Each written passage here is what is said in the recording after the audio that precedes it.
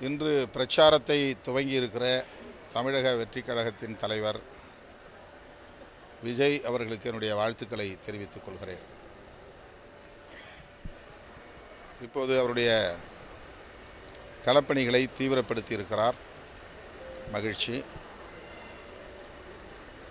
அவர் அரசியலில் அடியெடுத்து வைத்திருப்பதன் மூலம் தேர்தல் அரசியலில் என்ன தாக்கம் ஏற்பட போகிறது என்கிற விவாதம் நடைபெற்று கொண்டிருக்கிறது. திராவிட முன்னேற்றக் கழகத்தின் தலைமையிலான மதசார்பற்ற முற்போக்கு கூட்டணி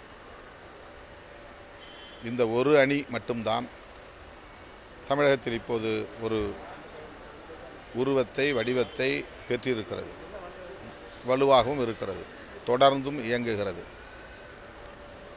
2016 2017 உருவான இந்த அணி கட்டுக்கோப்பாக பல தேர்தல்களை சந்தித்து வெற்றி வாகை சூடிய நிலையில் இப்போது 2026 ஆண்டு நடைபெற இருக்கிற சட்டமன்ற பொதுத் தேர்தலையும் சந்திக்க உள்ளது.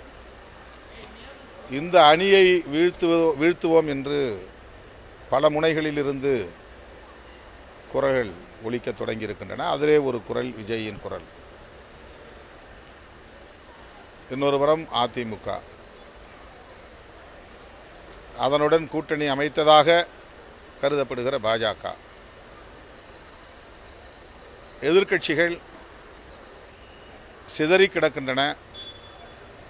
இவர்கள் எல்லோரும் தனித்தனியே தேர்தலை சந்திக்கப் போகிறார்கள்.